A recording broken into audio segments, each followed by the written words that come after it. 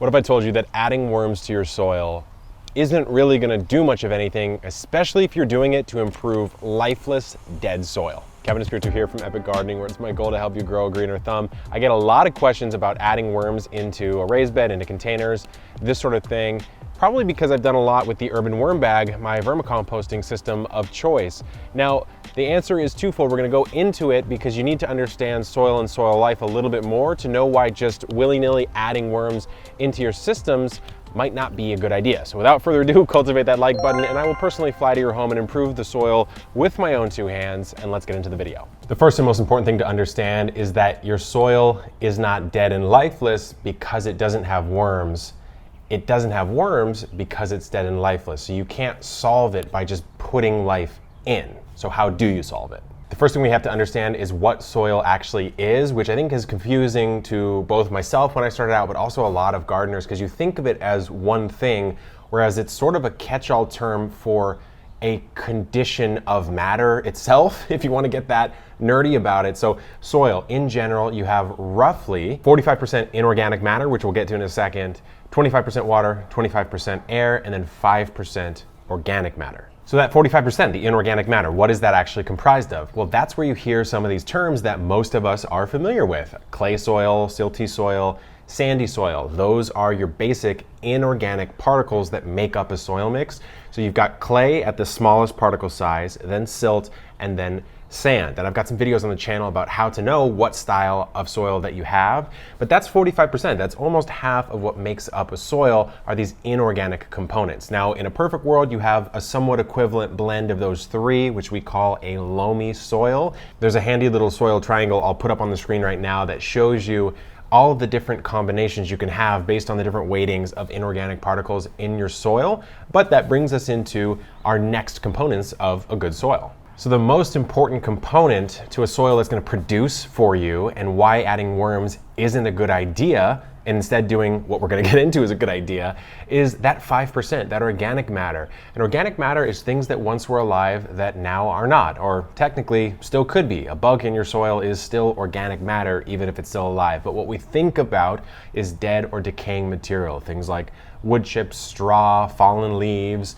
old plant matter. That 5% is really what makes up most of what we call a good, healthy soil, because without that 5, it's dead and it's lifeless. So this brings us to reason number one why just adding worms in is not a good idea, because number one, if it's lifeless soil, chances are that the organic matter content is pretty low, which means that the worms aren't going to have a lot to eat, which means they're not going to survive. So you're just going to add them in and then they're going to die. Now, the second reason is actually more important. Reason number two is because you're starting too high in the food chain, so to speak. What you need is that organic matter. Number one, that's your base layer. You need food for everything that's alive in soil to eat. It all wants organic matter. So if you don't have that, you don't have anything up the food chain inside your soil. First of all, you won't have a lot of bacteria, you won't have a lot of fungi if it's completely devoid of organic matter. Without those two, you don't have the protozoa, you don't have the nematodes, you don't have all those sort of arthropods, and of course you don't have the worms. If you think about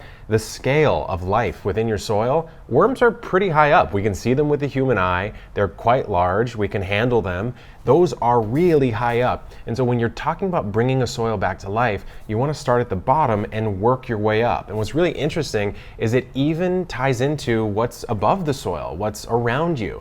You can see that some of the last things to come back are those largest organisms in a system. So when you add the organic matter into your soil, then you'll get the bacteria, then you'll get the arthropods, the nematodes, the protozoa, those sorts of things. You'll get your fungal life back, and worms eat pretty much all of that. But without that, they're not there and they don't eat anything. And so you can see why the presence of worms is indicative that your soil is healthy, but you cannot fix soil by adding worms in. So what should you do? Those of you who have been paying attention know that the answer is to add more organic matter into your soil. And there's a lot of different ways that you can do that, some of which we've covered here on the channel. I have a video on different ways that you can compost no matter what sort of scale you're living in, from apartments all the way to a homestead like the one I'm at now, that you can check out. But compost of any kind is fantastic. I'll get into one in a second that's my favorite that still has to do with worms, but you can also add fallen leaves. If you're watching this video the time it comes out, it's fall. It's a great time to put fall leaves into your garden, and worms really seem to like living under that fall leaf litter. You can add cardboard, you can sheet mulch, you can add straw, just really anything that once was alive that's kind of nicely broken up, add to your soil. You'll start to see everything come back.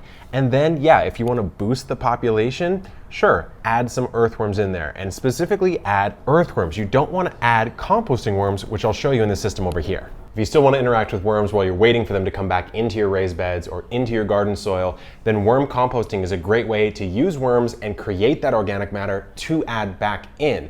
Now, one thing I'll say is you use a different style of worms in a system like this. This is the Urban Worm Bag, which I've got for sale on the store. It is a red wiggler worm typically in here. That's an epigeic worm. It's a surface style worm, likes to hang out in the top layers.